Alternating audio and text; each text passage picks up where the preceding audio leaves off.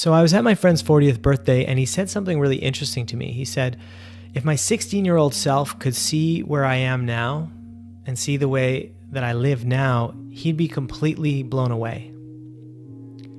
And I thought about this for myself, and the same is true for me. My 16-year-old self would never have imagined that life could be the way it is today. But also what's interesting is that my 16-year-old self would probably never wish for what I want today and what I have today in my life. I had completely different intentions, completely different goals, and a completely different vision for where I was going at 16, which is probably true for all of us.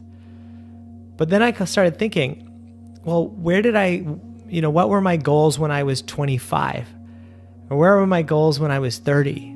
And the same is true that at each stage of my life, I had an idea of what I thought was important to me and an idea of how life worked, an idea of who I was as a human being. And I had an understanding, and at each stage it was getting a bit broader and a bit deeper.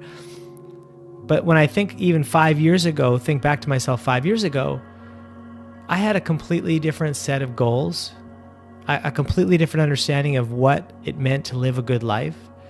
And that really every couple of years, I am changing, I am expanding, and along with that, my goals, my values, my purpose, all the kind of core aspects of who I am and what I'm doing in this world change.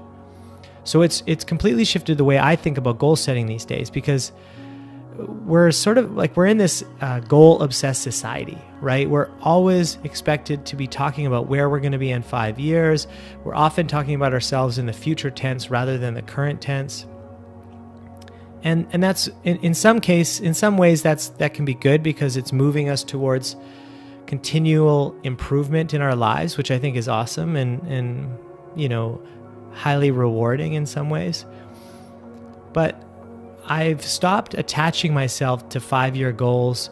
And even when I say a 2-year goal, I hold it very loosely, because I know that by the time 2 years from now arrives, I will have changed.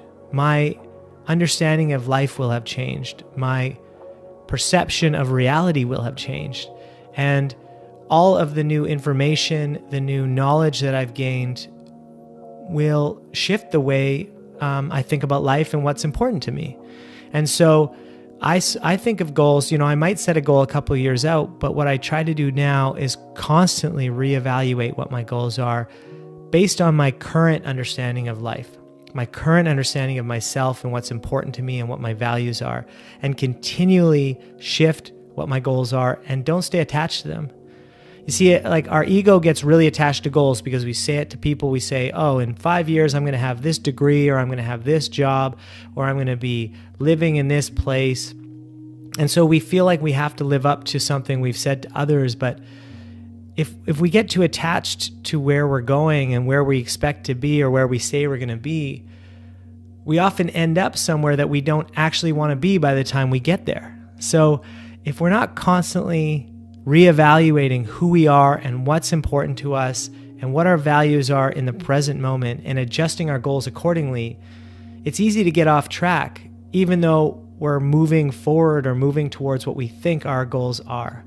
So I guess these days I just really try to think more about the way I show up each day and each week. I think very short term in terms of what is my approach to life? What are the processes? What are the systems that I have in my life to stay grounded in the present moment, stay grounded to what's important to me now based on my current understanding, and to constantly be navigating my direction based on that.